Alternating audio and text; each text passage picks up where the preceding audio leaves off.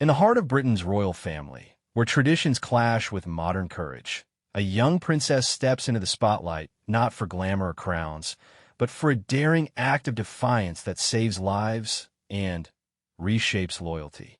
This true tale of Princess Charlotte's bold stand against Queen Camilla reveals how one girl's determination exposed hidden dangers, sparking growth in a monarchy bound by secrecy. It's a story of bravery that reminds us all, even in palaces, true power comes from protecting those who protect us. Princess Charlotte, at just 10 years old, had always been curious about the world beyond the palace walls.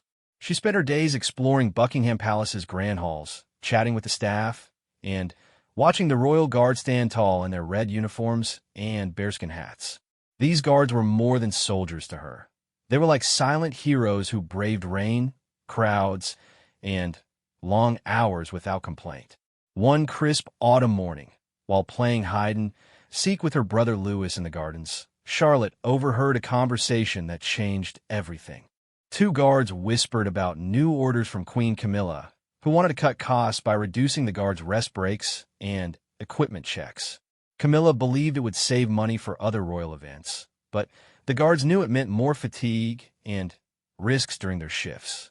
Charlotte's ears perked up. She hid behind a bush, listening as they talked about recent accidents, guards fainting from exhaustion or struggling with faulty gear. Her heart raced. How could this happen? She loved the guards. They had taught her how to march properly and even shared stories of their families. That night, as she lay in bed, Charlotte couldn't sleep.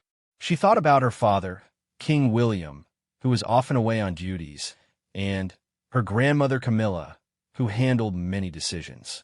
Charlotte decided she had to act. The next day, she slipped into the palace library, using her small tablet to research guard safety rules. She learned about laws that protected workers, even royal ones, from overwork. With a determined frown, she started planning. She would gather proof and confront Camilla herself. But first, she needed allies. Charlotte approached her favorite guard, Sergeant Ellis, a kind man with a mustache who always smiled at her. "Sergeant, is it true you're all tired?" she asked innocently. He hesitated, but nodded, sharing details of the new schedule that left them with only 4 hours off between long shifts. Charlotte's eyes widened. She promised to help, swearing him to secrecy. Over the following weeks, she secretly collected notes, photos of worn-out boots, logs of shift times, and even emails she sneaked a peek at from the staff room. Her mother, Kate, noticed her daughter's unusual quietness, but chalked it up to schoolwork. Charlotte felt a mix of excitement and fear. This was her first real adventure, one that could get her in trouble. Yet every time she saw a guard yawning or rubbing sore feet, her resolve grew. She imagined them as knights in a fairy tale, and she was the princess who would save them. As the leaves turned golden, Charlotte prepared for the big moment. She knew Camilla was hosting a tea in the drawing room soon, and that's where she would make her stand. Little did she know, this defiance would test family bonds and reveal secrets that could shake the palace. As winter approached, bringing chilly winds through the palace corridors, Princess Charlotte's secret mission gained momentum. She had turned her bedroom into a command center, with drawings of guard rotations pinned to her corkboard and a notebook filled with facts about worker rights. One evening, while the family dined together, Charlotte watched Camilla closely. The queen consort sipped her tea, discussing plans for a grand Christmas parade that would require even more guard hours. Charlotte's stomach twisted. She couldn't wait any longer. After dinner, she followed Camilla to her study, her small fists clenched. "Grandma Camilla," she said, her voice steady despite her pounding heart, "I need to talk about the guards." Camilla looked surprised, adjusting her glasses. "What about them, dear?" Charlotte pulled out her notebook, showing pages of evidence, quotes from guards, articles on fatigue dangers, and even a drawing of a guard collapsing. "You're making them work too hard. It's not safe. They could get hurt." Camilla's face tightened. She explained it was about efficiency, that the monarchy had to modernize. But Charlotte wouldn't back down. Efficiency shouldn't mean danger, she argued, her cheeks flushing. "They're people, not machines." Camilla dismissed her, saying it was adult business, but Charlotte left feeling a spark of victory. She had spoken up. Word spread quietly among the guards. Sergeant Ellis told a few trusted colleagues about the princess's efforts, and soon, small acts of support emerged. A maid slipped Charlotte a report on past guard injuries, and a cook baked her extra cookies for energy. Charlotte used this to build her case stronger. She even emailed her father, King William, anonymously from a borrowed device, hinting at the issues without revealing herself. William, busy with international trips, started asking questions upon return. Meanwhile, tensions rose. Camilla noticed the guards seemed more alert, whispering less, but she suspected nothing yet. Charlotte faced her first setback when a guard twisted his ankle during a long shift, proving her point.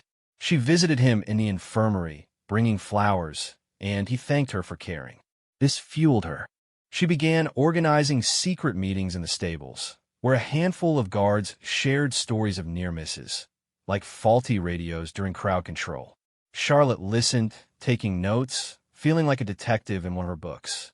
Her confidence grew, but so did the risks. One night, she overheard Camilla on the phone, ordering stricter rules to silence complaints.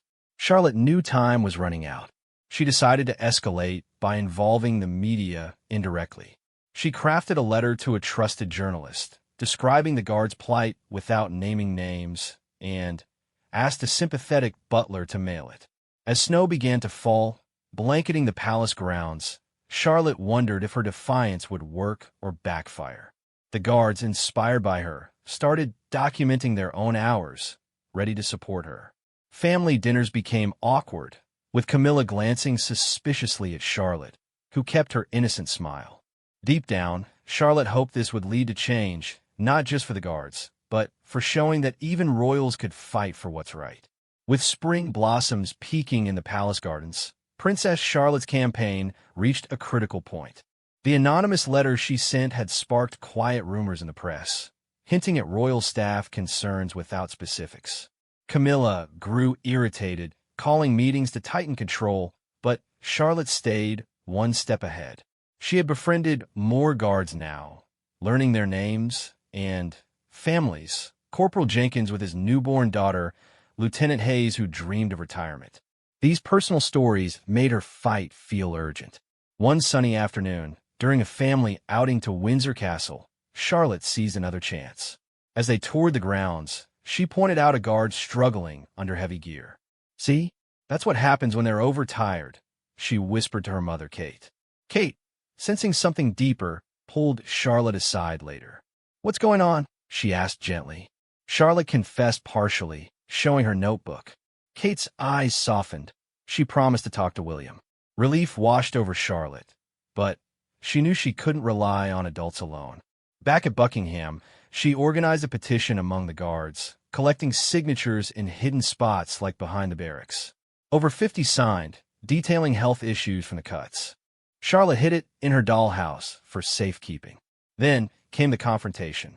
At a royal council meeting Charlotte wasn't supposed to attend, she sneaked in through a side door. Camilla was discussing budget trims when Charlotte burst in, holding the petition high. "Stop this," she cried. "The guard are suffering because of your decisions." The room fell silent. Camilla's face turned red. "Charlotte, this is inappropriate," she scolded, ordering her out. But William, present via video, intervened. "Let her speak," he said calmly. Charlotte presented her evidence, photos, logs, the petition.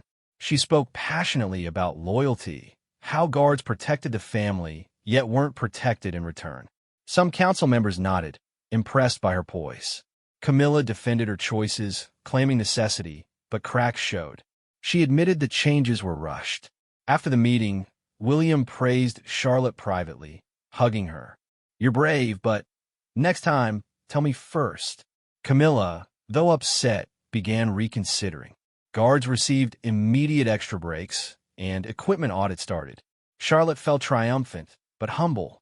She visited the guards' quarters, sharing high fives. They called her their little champion. As flowers bloomed brighter, the palace atmosphere shifted. More respect flowed between royals and staff.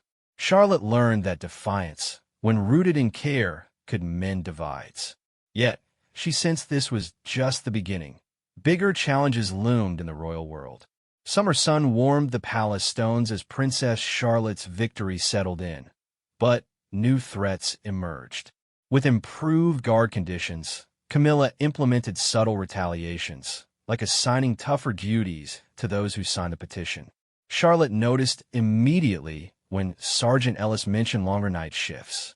Anger bubbled in her. She wouldn't let this slide. She dove deeper into research, using library books on leadership and justice. Inspired, she started a Guard Appreciation Day idea, proposing events where royals thanked staff publicly. She pitched it to her parents over breakfast. William loved it, but Camilla hesitated, seeing it as a critique. Undeterred, Charlotte rallied support from siblings George and Louis, who helped make posters. The event happened, a picnic in the gardens with games and stories. Guards relaxed, sharing laughs with the family. Camilla attended reluctantly, but softened seeing the joy. During the picnic, a guard confided in Charlotte about ongoing equipment shortages. She nodded, plotting next steps. That evening, she wrote a detailed report for William, outlining fixes. He took it seriously, ordering upgrades. Tensions with Camilla eased as she witnessed the positive changes. One hot day, during a public parade, a guard's quick action prevented a crowd surge, thanks to better rest. The press praised the royals, unknowingly crediting Charlotte's influence. She beamed, feeling growth in her role. But self-doubt crept in. Was she overstepping? Kate reassured her. Courage like yours makes us better. Charlotte expanded her efforts, teaching Louis about fairness. As summer peaked, the family vacationed, but Charlotte stayed connected, emailing guards encouragement. Camilla, in a rare moment, pulled her aside. You were right, she admitted quietly. I focused too much on costs. Charlotte smiled, forgiving. This mended their bond, turning defiance into understanding. The guards thrived, safer and valued, proving one voice could spark lasting change. As autumn returned, painting leaves in fiery hues, Princess Charlotte reflected on her journey while the palace prepared for holidays. The guard now had fair schedules, new gear, and even health checks, all from her stand.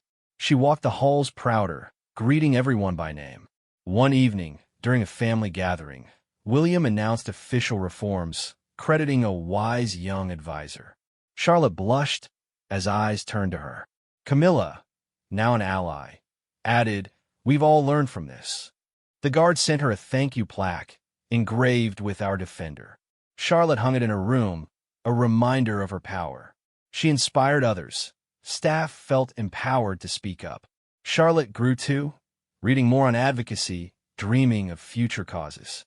The royal family strengthened, with open talks replacing secrets.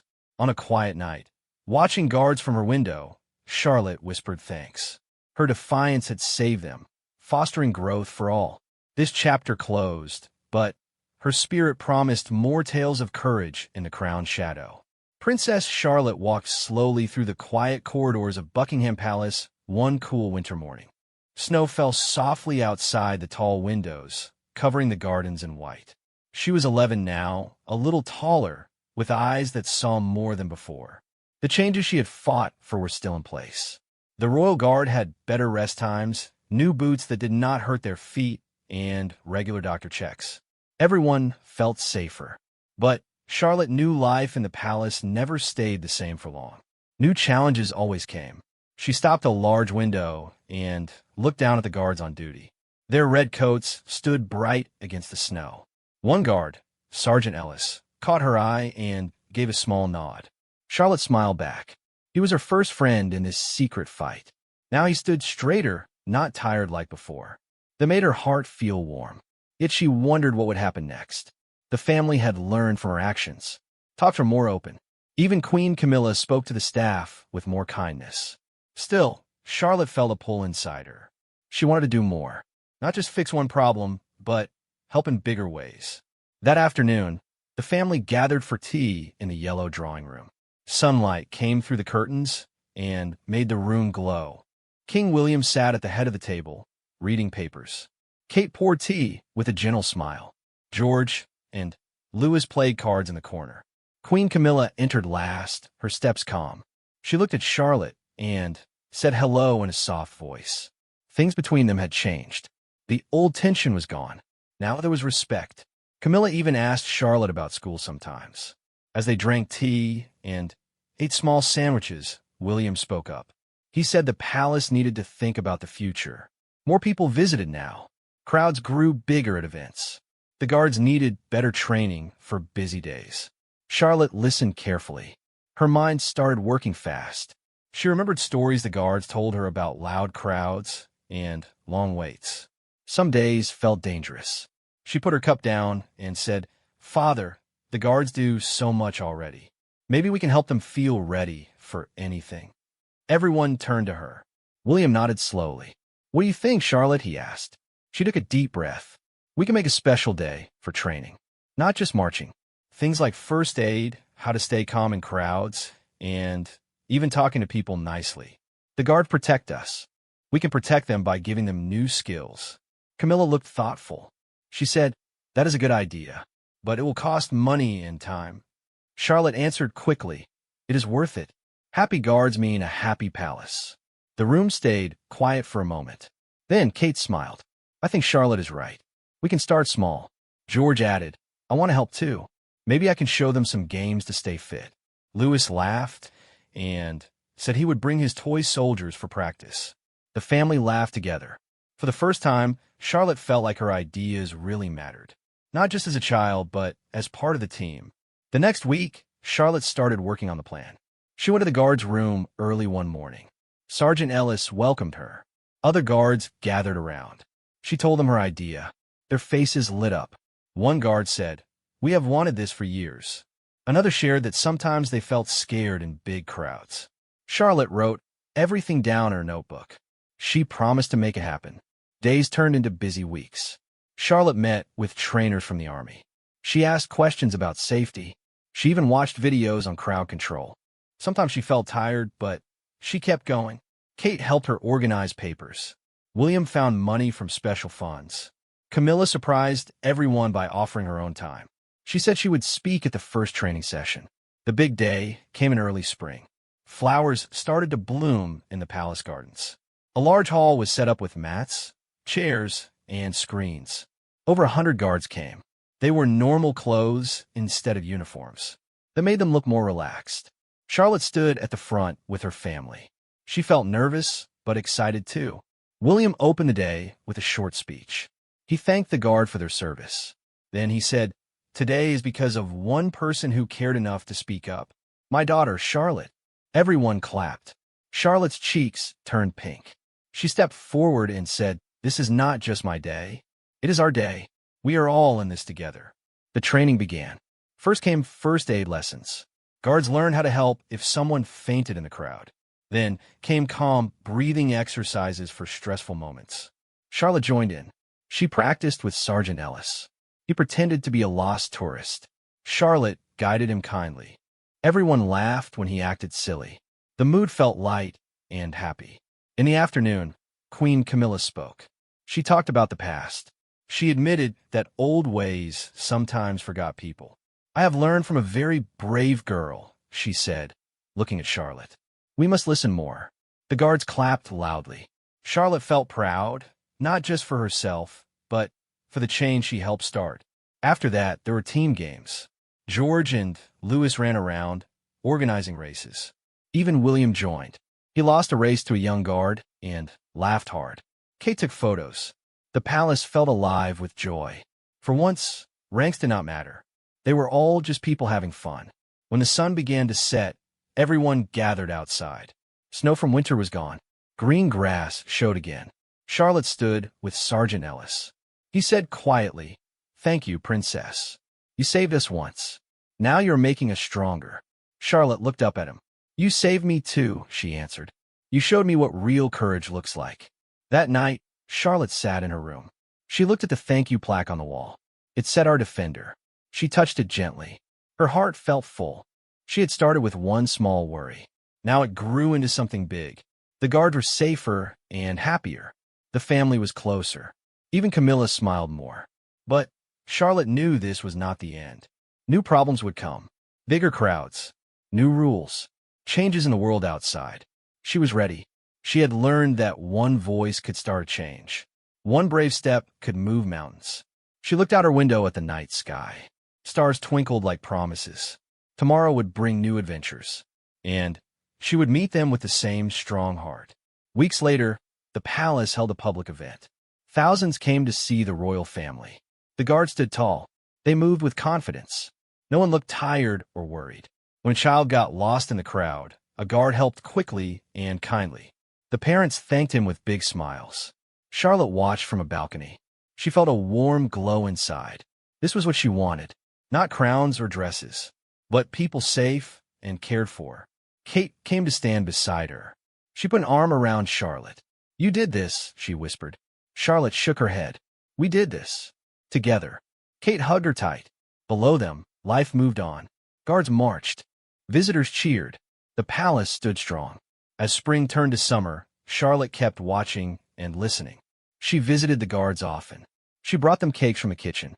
She asked about their families. She listened to their ideas. Little by little, more changes came.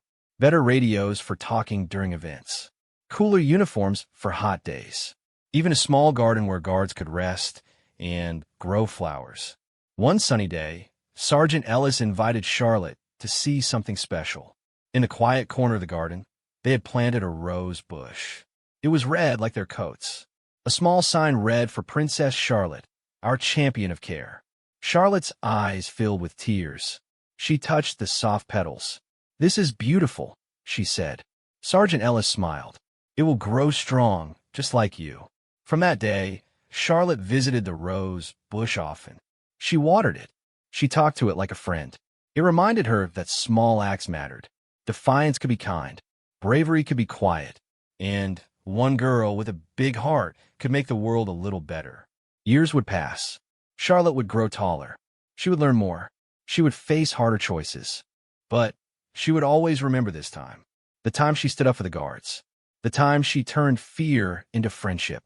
The time she showed that even in a palace full of rules, kindness could win. And somewhere in the heart of London, the royal guard would stand a little prouder. Because a princess once cared enough to fight for them. And that care never faded. Here is a glimpse of the young princess who started it all, full of determination and grace. Princess Charlotte stood on the balcony of Buckingham Palace one bright autumn afternoon. Leaves in shades of red and gold swirled in the wind below. She was 12 now, her hair longer, her thoughts deeper. The palace had become more than a home. It felt like a living place, full of people who trusted each other more because of what she had done years ago. The rose bush the guards planted for her still bloomed strong in the garden corner. Every time she passed it, she remembered how one small act could grow into something lasting. That day, something new worried her. She had heard quiet talks among the staff. A big change was coming. The government wanted to update how the royal family appeared in public. More security cameras, stricter rules for events, and fewer close moments with visitors. Some said it would keep everyone safe. Others worried it would make the palace feel cold and distant. The guards felt it most. They liked chatting with people, smiling at children, shaking hands. New rules might stop that. Charlotte did not like the idea. She believed the royal family should stay close to the people who supported them. She walked down to the guards' rest area after lunch. Sergeant Ellis sat there with two younger guards. They drank tea and talked softly. When they saw her, they stood up quickly. Charlotte waved her hand. "Please sit. I came to ask something." She sat with them on a wooden bench. "I heard about the new security plans. Will it change your jobs a lot?" Sergeant Ellis nodded slowly. "Yes, Princess. More standing in lines, less talking. We might not see faces anymore. Just backs and cameras." The younger guard added, "It feels like we will become statues again, not people." Charlotte listened carefully. Her face showed she understood.